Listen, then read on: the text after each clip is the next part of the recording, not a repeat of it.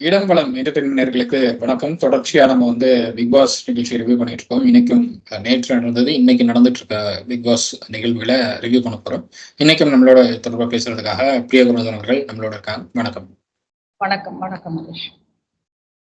Start பண்றது நாளுக்கு நாள் நம்ம பிக் பாஸ் பாக்குறதுனால நமக்கும் அந்த மனிதம்ன்றது மறித்து போகுமோன்ற ஒரு பயம் நம்மளுக்கு வந்துருச்சு. நேத்து நீங்க பாத்தீங்கன்னா ஜெஃப்ரிய ஒரு 100 தோப்புக்காரணம் போட வச்சது ரொம்ப மனசுக்கு கஷ்டமான விஷயமா இருந்தது. ஜெஃப்ரி போடுறப்ப கூட ஏதோ 1-2 எண்ணிட்டு இருந்தாரு, கடைசியில 100 என்றப்போ அதே விளையாட்டா ஏதோ பண்றாரு போல இருக்குன்னு நினைச்சேன். பட் ஆனா மத்த இதெல்லாம் பாக்குறப்ப அந்த 24/7 எல்லாம் பாக்குறப்ப அவர் 100 போட்டுட்டு அந்த கால்வலியில அவர் அவஸ்தைப்பட்டது ரொம்ப மனசுக்கு கஷ்டமா இருந்தது. இந்த சின்ன பொண்ணுக்கு இந்த வயசுல எதுக்கு இவ்வளவு ஒரு வெஞ்சன்ஸ்ன்றது எனக்கு புரியல. அது எப்படி இருந்தது? ஜெஃப்ரி அந்த 100 தோப்புக்காரணம் போட்டது எப்படி இருந்தது? இது ராணி அப்படிங்கிற கேரக்டர்ல அவங்க பண்றாங்க. அதுதான் நான் பாக்குறேன். ஒரு ராணியா அவங்க இப்படிதான் இருப்பாங்க அப்படிங்கிறது தான் அந்த கதைக்கு ஏற்றபடி பண்றாங்க அவங்க. ஓகே, நான் அதை அக்செப்ட் பண்ணிக்கிறேன். பட் 100 தோப்பு காரணங்கிறது 100 கொடுத்துருக்க வேணும்னு பாக்குறாங்க.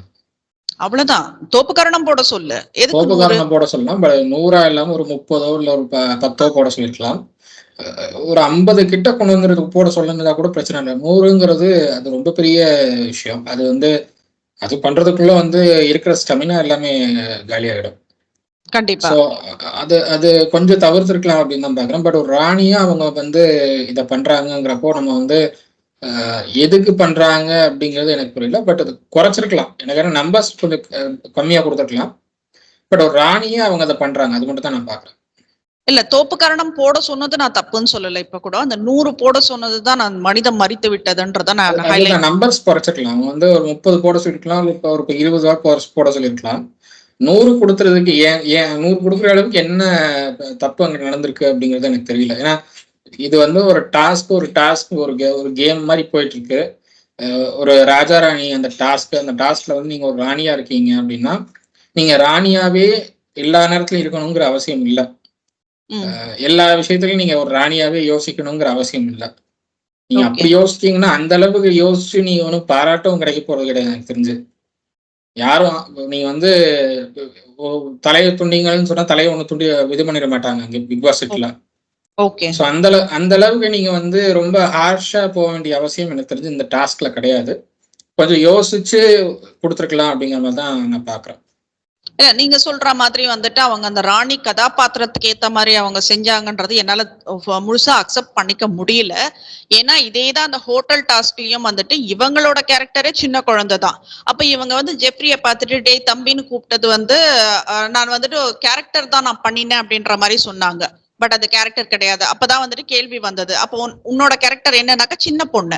அப்ப சின்ன பொண்ணு டே தம்பின்னுட்டுன்னு ஒரு வெயிட்டரை பார்த்து கூப்பிட போறது இல்ல.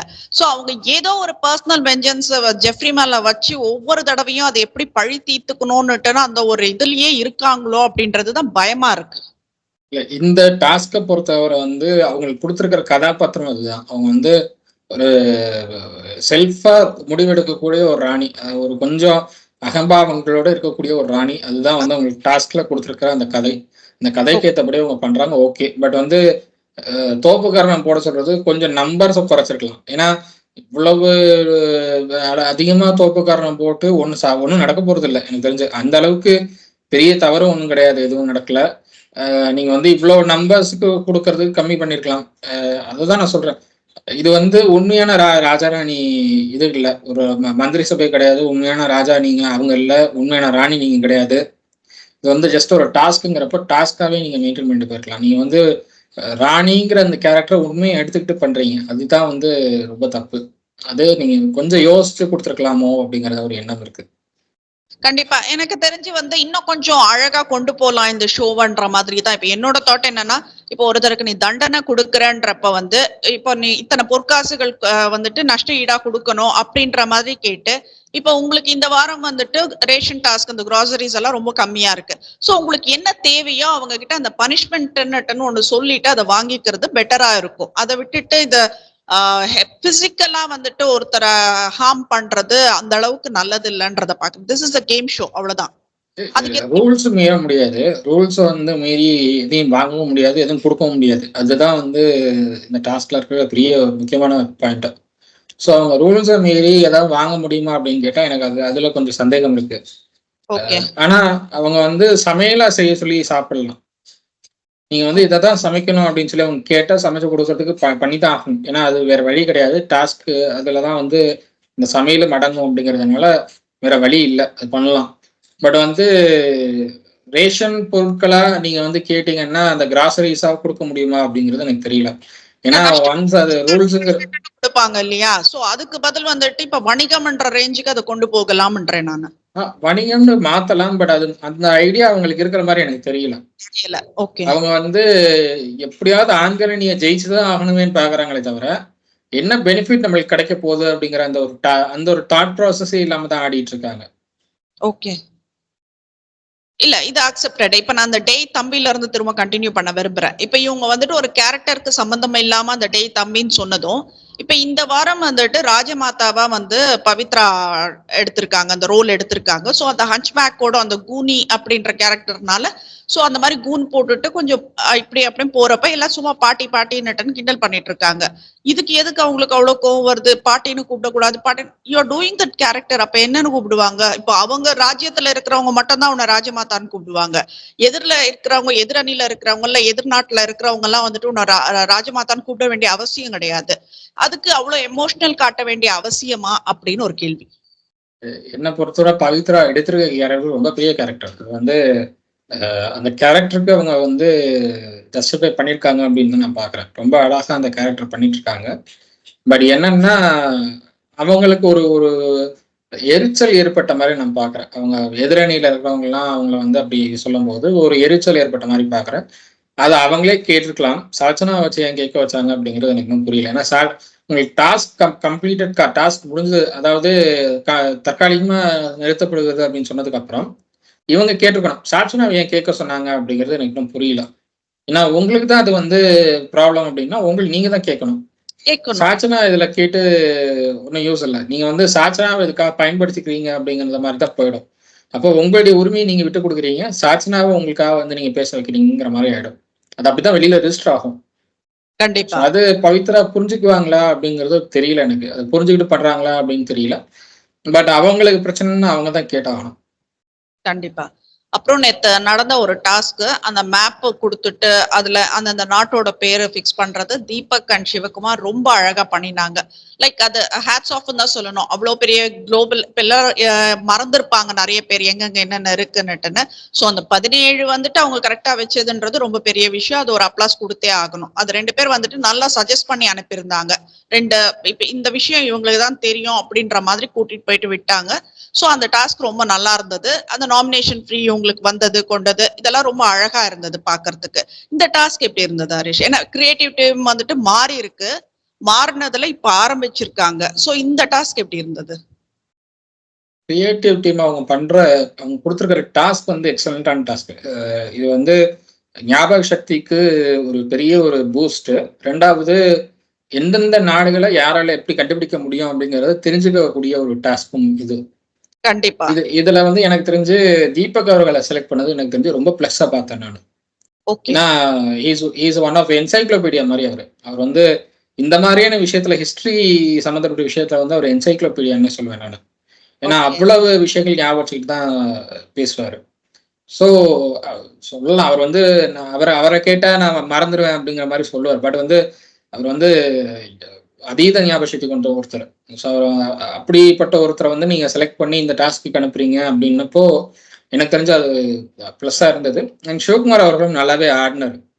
அவரும் அவருடைய கேம் அங்க நல்லாவே ஆடினார். அவரும் சில நாடுகளை வந்து புரிஞ்சுக்கிட்டு எந்த நாடு எங்க வருங்கிறதெல்லாம் தெரிஞ்சு பண்ணார் அப்படின்னு தான் நான் பார்த்தேன். ஸோ இவங்க 2 பேரை சூஸ் பண்ணது வந்து ரொம்ப பெரிய லக்கு அவங்களுக்கு. ஆக்சுவலா அந்த நாமினேஷன் ஃப்ரீ பாஸ் கிடைக்கிறதுக்கு பெரிய உதவி பண்ணது அந்த டாஸ்க். இல்லைன்னா வேற யாரை அனுப்பியிருந்தாலும் எனக்கு தெரிஞ்சு இவ்வளவு பண்ணிருக்க முடியுமா அப்படிங்கிற எனக்கு டவுட் இருக்கு. ஏன்னா எல்லாருமே வந்து மத்த எல்லாருக்குமே வந்து இவ்வளவு ஞாபகம் இருக்குமா ஒவ்வொரு நாட்டுடைய பேரும் அப்படிங்கிறது எனக்கு தெரியல. பட் இவங்க 2 பேரும் அதை வந்து ரொம்ப ஈஸியா முடிச்சதை நான் பாக்குறேன். ஓகே.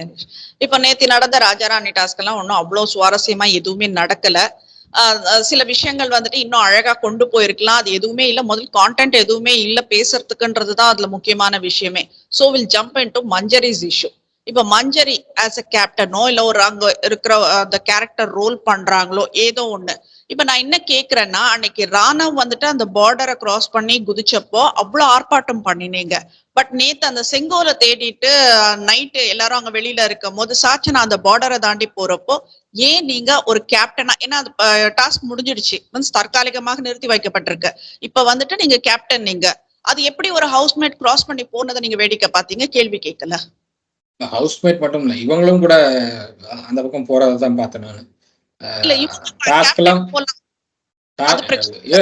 கேப்டன் போன பிரச்சனை இல்லை. பட் வந்து டாஸ்க் எல்லாம் முடிஞ்சு டாஸ்க் வந்து தற்காலிகமா நிறுத்தப்படுகிறதுன்னு சொன்னதுக்கு அப்புறம் அந்த டாஸ்க் சம்பந்தப்பட்ட பொருட்களை நம்ம வந்து எடுத்தே ஆகணும் அப்படின்னு சொல்லி ஒரு டீம் போட்டு அதெல்லாம் வந்து நைட் டைம்ல எடுக்கிறது, அதெல்லாம் பார்த்தேன் நான். ஸோ இது வந்து ஆஸ் அ கேப்டனா அவங்க பண்ணிருக்க கூடாது அப்படிங்கறத நான் பார்க்குறேன். நீ வந்து ஆண்களை ஜெயிச்சே ஆகணுங்கிற முடிவுல இருக்கீங்க, ஆண்களை வந்து தோற்கடிச்சே ஆகணும், நீங்க ஆண்களை அகின்ஸ்ட் ஜெயிச்சே ஆகணுங்கிற முடிவுல இருக்கீங்க. பட் அதுக்கு வந்து இது சொல்யூஷன் இல்லைன்னு அப்படின்னு நான் பாக்குறேன். நீங்க வந்து ஜெயிக்கணும் அப்படின்னா டாஸ்க் டைம்ல நீங்க வந்து ஜெயிக்கணும். அப்படி இல்லைன்னா வந்து இது எப்படி போகும் அப்படின்னு எனக்கு தெரியல. மேபி டாஸ்க் நிறுத்தப்படுகிறதுன்னு சொன்னதுக்கு அப்புறம் நீங்க உங்களுடைய தந்திரத்தை முயற்சி பண்ணி நீங்க வந்து ஜெயிக்க பாருங்கன்னு பிக் பாஸ்ல இருந்து சொல்லியிருக்காங்களா என்னன்னு தெரியல எனக்கு. பட் இந்த இப்படி ட்ரை பண்றது கொஞ்சம் சுவாரஸ்யமா இருந்தது. அதே நேரம் ஏன் பண்றாங்க அப்படிங்கிற ஒரு கேள்வி எழுப்புது. ஏன்னா ஏற்கனவே மஞ்சரியோட கேப்டன்சி மேல ஏகப்பட்ட பிரச்சனைகள் இருக்கு, புகார்கள் நிறைய இருக்கு, ஏகப்பட்ட புகார்கள் இருக்கு, நிறைய பிரச்சனைகள் போயிட்டு இருக்கு அவங்களுடைய கேப்டன்சில. ஸோ இதுக்கு நடுவுல இதெல்லாம் ஏன் பண்றாங்க அப்படிங்கிற ஒரு கேள்வி எல்லார்கிட்டையும் வருது. அண்ட் ரெண்டாவது, சாச்சனா வந்து எதிரணி பக்கம் போறாங்கன்னா ஆண்காணியில இருந்து யாருமே கேட்க மாட்டாங்க. அதுதான் வந்து உண்மையும் கூட. ஏன்னா ஆண்களணி பக்கம் சாச்சனா இந்த பக்கம் போனாலும் சரி அந்த பக்கம் போனாலும் சரி அவங்க யாரும் கண்டுக்கிறதாவே இல்லை. அந்த மைண்ட் செட்டில் தான் போறாங்க அவங்க. தட்ஸ் ஃபைன் ஹரிஷ், நான் இப்ப அதை சொல்லல. ஏன்னா இந்த ஒரு பிரச்சனையை வந்துட்டு கொண்டு வந்ததே, அந்த செகண்ட் பேட்ச் ரிமூவ் பண்றதுக்கு கொண்டு வந்ததே சாச்சனா தான். சோ நீ ஊருக்கு உபதேசம் பண்ணிட்டு நீ என்ன பண்ண திருட்டு வேலை பண்ணிட்டு இருக்கன்றதுதான் நான் இங்க கேள்வி எழுப்ப விரும்புறேன். இப்ப சேம் திங் தான். நீ என்ன ராணவுக்கு சொல்லி அந்த செகண்ட் பேட்ச் எடுக்க போனியோ, இப்ப நீ வந்துட்டு டாஸ்க் முடிஞ்சதுக்கு அப்புறம் சம்பந்தமே இல்லாம ஒரு பார்டரை தாண்டி அங்க ஜென் சைட் போற நீ. அப்ப இது நியாயமா பார்த்தா ஒரு கேப்டனா Manjari she has to do something. இல்லனா ஜென்ஸ் வந்துட்டு இது ஒரு கம்ப்ளைண்டா எடுத்து இன்னொரு பேட்ச் ரிமூவ் பண்ணணும். ரெண்டுத்துல எதனா ஒண்ணு நடக்கணும். எதுவுமே நடக்காம போயிட்டு இருக்கு. இல்ல எனக்கு தெரிஞ்சு இன்னொரு பேட்ச் ரிமூவ் பண்ணுவாங்களான்னு தெரியல. பட் வந்து அந்த டாஸ்க் முடிஞ்சதுக்கு அப்புறம் இதை பத்தி பேசுவாங்கன்னு தான் நான் பாக்குறேன். எல்லாமே கம்ப்ளீட்டா அந்த டாஸ்க் முடிஞ்சதுக்கு அப்புறம் நீங்க வந்து பார்டர் கிராஸ் பண்ணிருக்காங்க, இது பண்ணிருக்காங்க, அது பண்ணிருக்காங்க அப்படிங்கிற மாதிரி பேசுவாங்கன்னு தான் நினைக்கிறேன். மேபி அது கேப்டன்சி பத்தின கருத்துக்கள் கேட்கும்போது அந்த விஷயங்கள்லாம் வெளியில வரும் அப்படின்னு தான் நான் பாக்குறேன். ஏன்னா இது மட்டுமே இல்லை, நிறைய விஷயங்கள் இருக்கு, நிறைய தவறுகள் நடந்துட்டு தான் இருக்கு. பார்டர் கிராஸ் பண்ணக்கூடாதுங்கிறது மட்டுமே இல்லை, நிறைய வார்த்தைகள் விட்டுட்டு இருக்காங்க பெண்கள் அணி சைட்ல இருந்து. கண்டிப்பா அதுவே வந்து அவங்களுக்கு ஒரு பெரிய டிராபேக்கா இருக்கும் மஞ்சரி அவங்களுக்கு. ஏன்னா இவங்க தப்பு பண்ணல அப்படின்னாலும் மற்றவங்க பண்ற தப்புக்கும் இவங்க தான் காரணமா இருப்பாங்க அப்படிங்கிற மாதிரி தான் அது போகும்.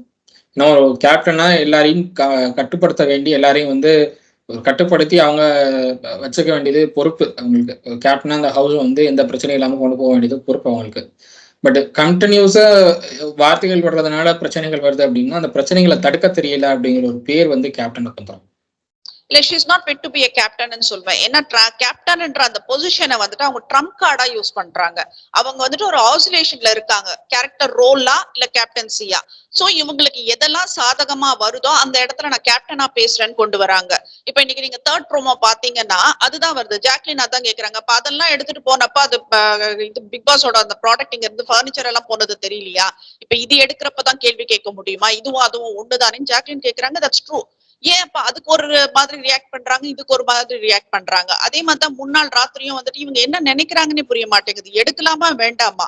மத்தவங்க எல்லாம் குழம்பி போயிருக்காங்க. இது எப்படி இவங்களை அப்ரோச் பண்றது? முதல்ல வந்து சந்திரமுகியா எப்ப மாறுறாங்க இல்ல திரும்ப ரிட்டர்ன் எப்ப வராங்கன்றது தெரியாத ரோல் தான் பண்ணிட்டு இருக்காங்க அவங்க. So she is using it as a Trump card, அவ்வளவுதான். அது எப்படி இருக்கு அந்த ப்ரோமோ உங்களுக்கு பார்த்தப்போ? அதை தாண்டி வந்து இவங்க அந்த நைட் டைம்ல போனதுக்கு சௌந்தர்யாவும் ஒரு கேள்வி கேட்டாங்க மஞ்சரிட்டா. நீங்க எப்படி வந்து உள்ள போய் எடுக்கிறதுக்கு அலோவ் பண்ணலாம் அப்படிங்கிற மாதிரி ஒரு கேள்வி கேட்டாங்க. எல்லாரும் பார்த்தும் அந்த கேள்வி கேட்டாங்க. டாஸ்க் வந்து தற்காலிகம் நிறுத்தப்பட்டிருக்கிற டைம்ல நீ எப்படி பண்ணலாம் இதை அப்படிங்கிற ஒரு கேள்வி கேட்டாங்க. அண்ட் அதே மாதிரியான கேள்வியை இப்போ வந்து ஜாக்லினும் கேட்குறாங்க. இங்கேருந்து உங்களுக்கு வந்து எல்லாமே அங்கே அந்த பக்கம் போனப்போ கேள்வி நீங்க அதை பத்தி எதுவுமே கண்டுக்கல, இப்போ கேள்வி கேட்கறதுல என்ன யூஸ்ங்கிற மாதிரி கேட்குறாங்க. ஸோ அது வந்து எனக்கு தெரிஞ்சு மஞ்சரி அவங்களுடைய கேப்டன்சியை சரியா பயன்படுத்தலாம். அவங்க கேப்டன்சியை வந்து முறையா எந்த விஷயத்துக்கும் அவங்க பயன்படுத்தலாங்கிற மாதிரி தான் நான் பார்க்குறேன். ஏன்னா ஒன்று நீங்க வந்து கேப்டனா இந்த வீட்டை எப்படி கொண்டு போகணும்னு பார்க்கணும், இல்லை அந்த கேரக்டருக்குள்ள நீங்க இருக்கீங்கன்னா அந்த கேரக்டரை எப்படி நீங்க ரன் பண்றீங்க அப்படின்னு பார்க்கணும். ரெண்டுமே இல்லாம வந்து நான் அந்த பக்கமும் போக மாட்டேன் இந்த பக்கமும் போக மாட்டேன் நடுவுலயே நிற்பேன் அப்படிங்கிறது அது கேப்டன்சிக்கு அழகு இல்லை. நீங்க வந்து கேப்டனாவும் உங்களால அந்த ரெண்டு நடுவில் என்ன கேப்டனாவும் முடிவெடுக்க முடியாது, ஒரு கேரக்டராகவும் நீங்க உங்களால வந்து ஜஸ்டிஃபை முடியாது கேரக்டருக்கு. ஸோ அப்படிங்கிறப்போ அதுல கொஞ்சம் தெளிவு தேவை அப்படிங்கிற மாதிரி பார்க்குறேன் மஞ்சரி அவங்ககிட்ட. ஒரு தெளிவு இருந்தா மட்டும்தான் அவங்களால கேமை தெளிவா ஆட முடியும். ஏன்னா இல்லைன்னா அவங்க வந்து கேப்டனா பேசுறாங்களா இல்ல வந்து அந்த கேரக்டர் பேசுறாங்களாங்கிறது யாருக்குமே தெரியாது. ஏன்னா சில நேரங்கள் அவங்க வந்து சண்டைக்கு போறப்பெல்லாம் நீங்க கேப்டனா பேசுறீங்களா இல்ல இந்த கேரக்டரா பேசுறீங்களான்னு ஆண்கணில இருந்தே கேட்கறாங்க. அந்த அளவுக்கு தான் வந்து ஒரு கன்ஃபியூஷன் இருக்கு அங்க. அந்த கன்ஃபியூஷனுக்கு வந்து ஒரு தீர்வு கொடுக்க வேண்டியது மஞ்சரி அவங்க தான். பட் அது கொடுப்பாங்களா அப்படின்னா எனக்கு தெரிஞ்சு வாய்ப்பு ரொம்ப கம்மி. எனக்கு தெரிஞ்சது வந்துட்டு மஞ்சரி வந்துட்டு ஓரளவுக்கு தான் தெரியும், ரொம்ப அவங்கள பத்தி எல்லாம் ரொம்ப தெரியாது. பட் நீங்க வந்துட்டு தொடர்ந்து மஞ்சரி வந்ததுல இருந்து பேசிட்டு இருக்கிறதா, அவங்க ஒரு பேச்சாளர், அவங்க தமிழ் பற்று, தமிழ் ஆர்வம் இதெல்லாம் நிறைய பேசுனீங்க. சரி, நமக்கு தெரியாத இவ்வளவு விஷயங்கள் இருக்கு, நானும் சுவாரஸ்யமா கேட்டுட்டு இருந்தேன். ஆனா ஒரு ரத்தினம்ன்றது மஞ்சள் கலர்ல இல்லன்னுட்டு நான் அவங்க சொல்றாங்கன்றப்பவே என்னடா இவங்களா தமிழ் படிச்சாங்கன்ற மாதிரி இருந்தது எனக்கு. ரத்தினம் வந்துட்டு மஞ்சள் கலர்ல கிடையாதா? இருக்கு, மஞ்சள்ல இருக்கு. பட் வந்து அவங்களுக்கு அது தெரியாதோ அப்படிங்கிற மாதிரி தான் நான் பாக்குறேன். மேபி அந்த அளவுக்கு ஆழமா தமிழ் ஹிஸ்டரிஸ் வந்து அவங்களுக்கு தெரியாதோ அப்படிங்கிற மாதிரி நான் பாக்குறேன்.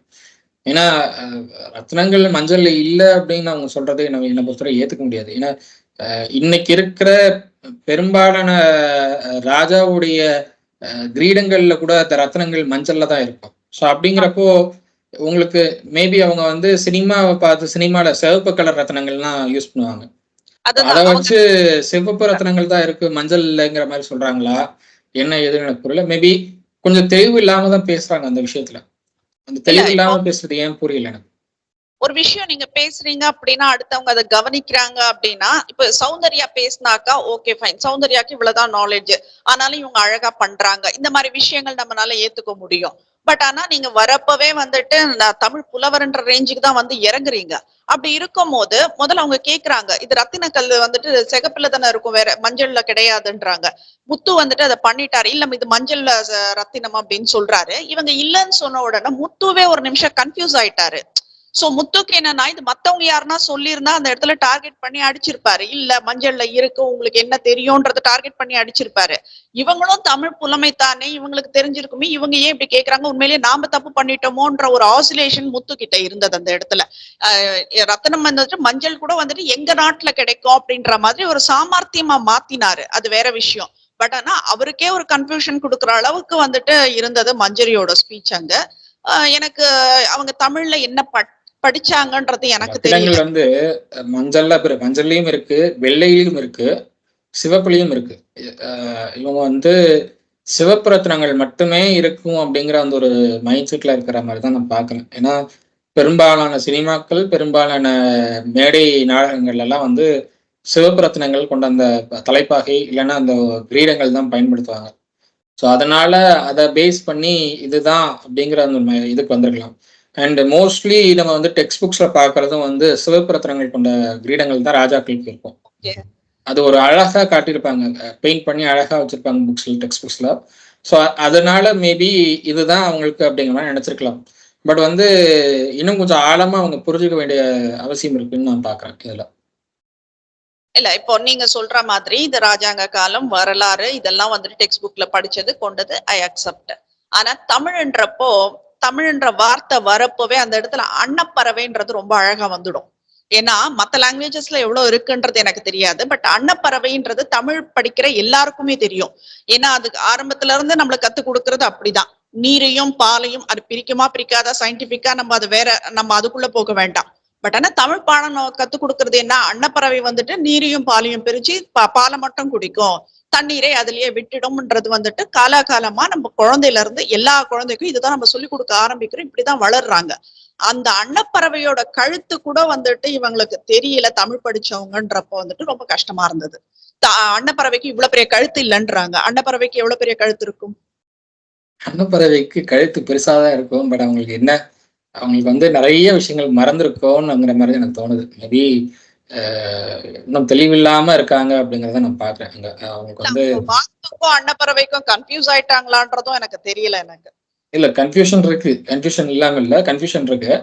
அவங்க எதனால அப்படி சொல்றாங்க அப்படின்னு புரியல. மேபி இந்த ராணிக்கு அகேன்ஸ்டா அவங்க வந்து அந்த அணி சார்பா ஆடுறாங்களா அப்படிங்கிற ஒரு டவுட்டும் இருக்கு.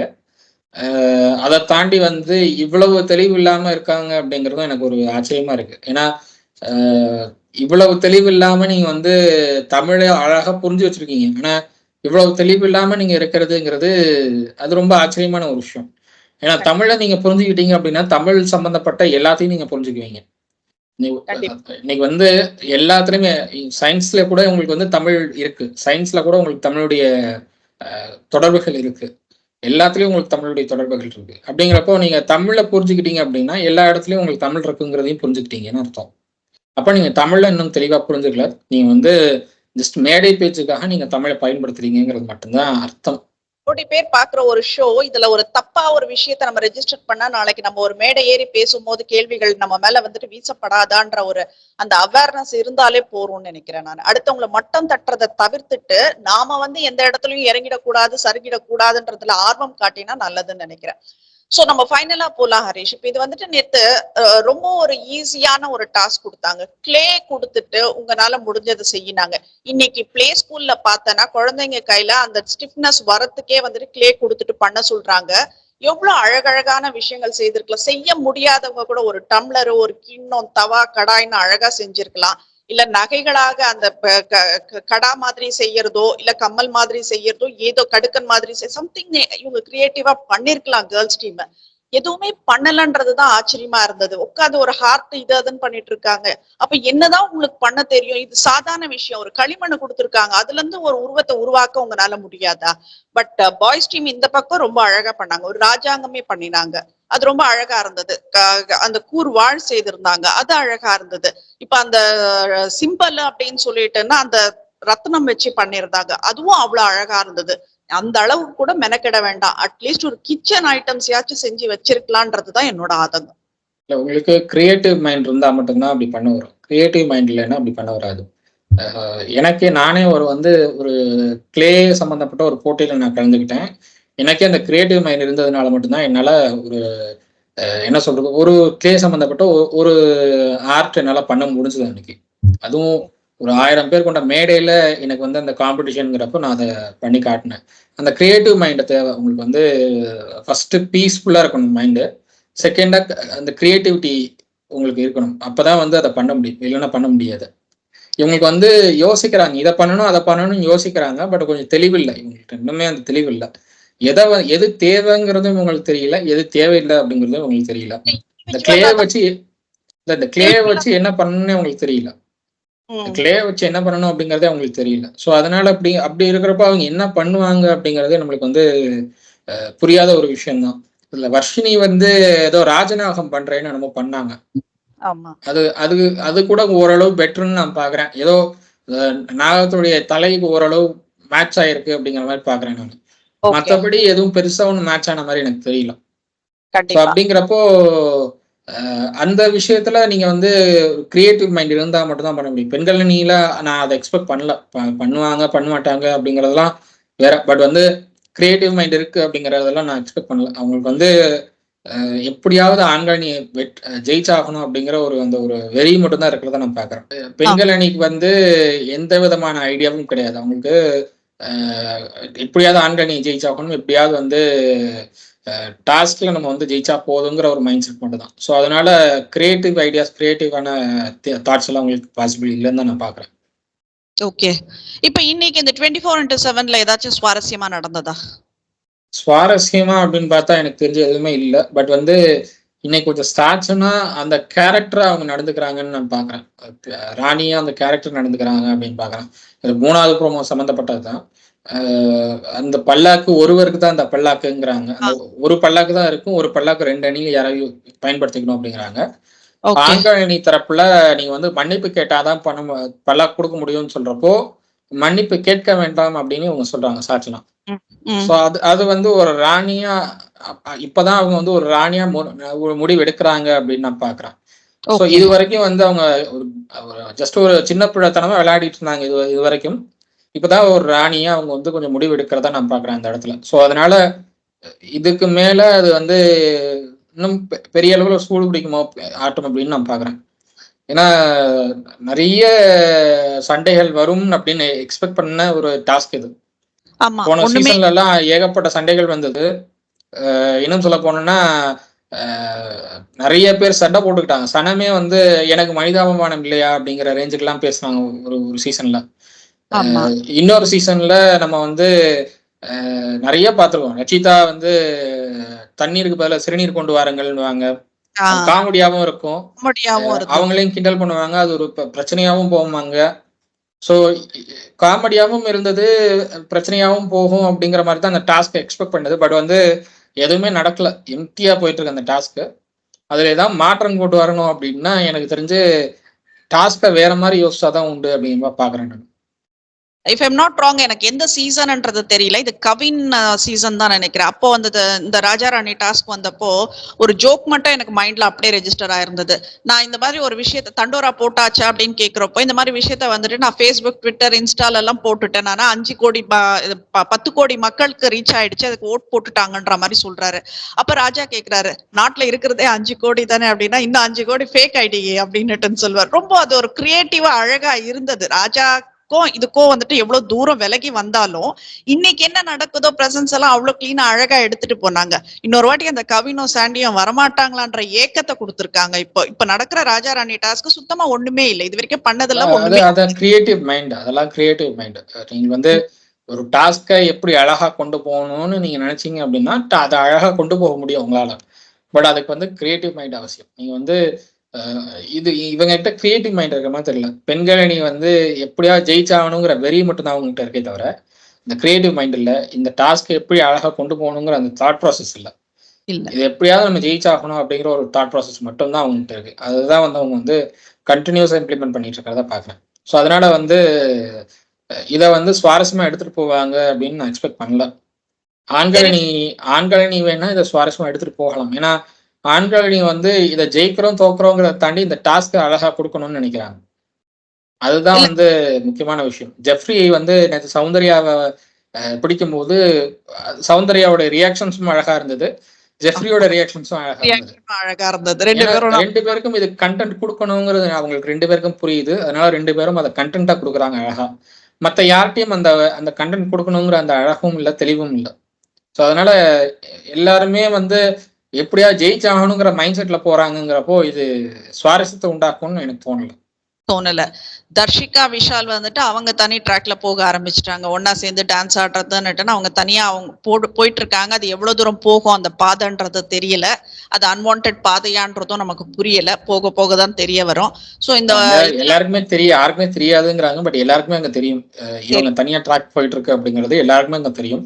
ஆனா தர்ஷிகாவும் விஷாலும் நினைக்கிறது யாருக்குமே இந்த விஷயங்கள் தெரியாது அப்படிங்கிற மாதிரி நினைச்சிட்டு இருக்காங்க. பட் வந்து எல்லாருக்குமே இந்த விஷயங்கள் தெரியும். சௌந்தர்யா முக்கியமா அவங்க நினைச்சது சௌந்தர்யாவுக்கு தெரியக்கூடாதுங்கிறது. ஆனா சௌந்தர்யாவுக்கும் அது அந்த விஷயம் நல்லா தெரியும் அப்படிங்கறத நான் பாக்குறேன். ஸோ அதனால இது ஒர்க் அவுட் ஆகும்னு எனக்கு தோணல.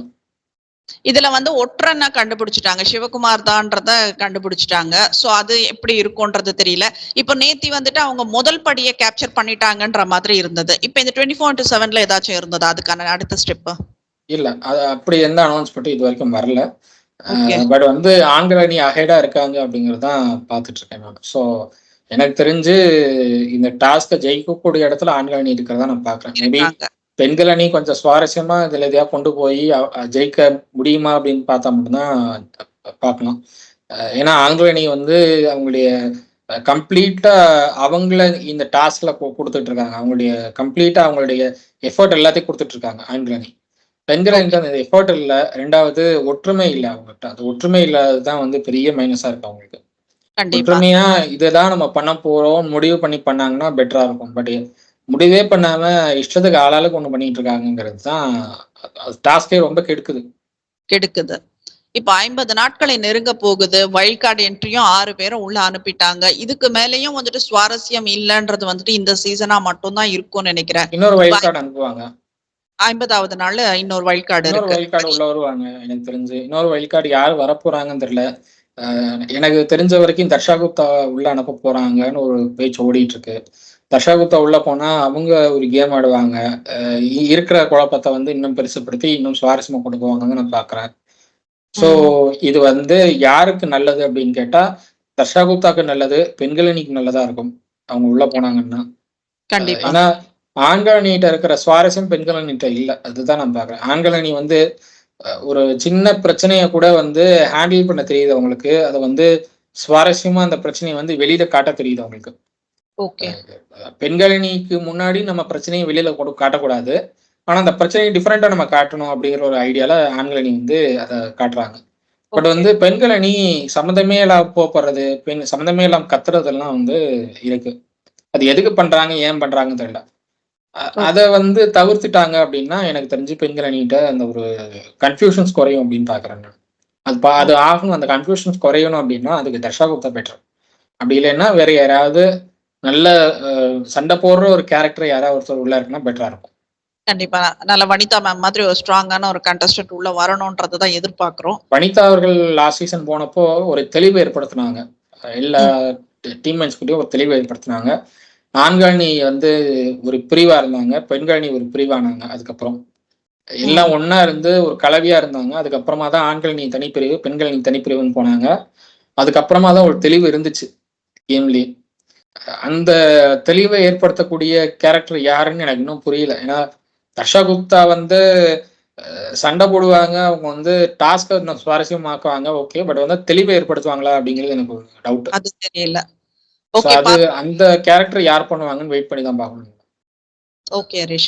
சோ பார்ப்போம் இன்னைக்கு எவ்வளவு சுவாரஸ்யமா எடுத்துட்டு போறாங்கன்னு. இப்ப நேத்திக்க விட இன்னைக்கு கொஞ்சம் சுவாரஸ்யமா இருந்தாலாச்சும் அடுத்தது நாளைக்கு பார்க்கணுன்ற இன்ட்ரெஸ்ட் ஆச்சும் வரும் நம்மளுக்கு. ஏன்னா நாளைக்கு வரைக்கும் ஓட்டினாதான் அடுத்தது சாட்டர்டே சண்டே இவர் வந்து எவ்வளவு போர் அடிக்க போறாருன்றது தெரிய போகுது. சோ பார்ப்போம் இன்னைக்கு பார்த்துட்டு நாளைக்கு பேசுவோம். கண்டிப்பா. நன்றி. நன்றி.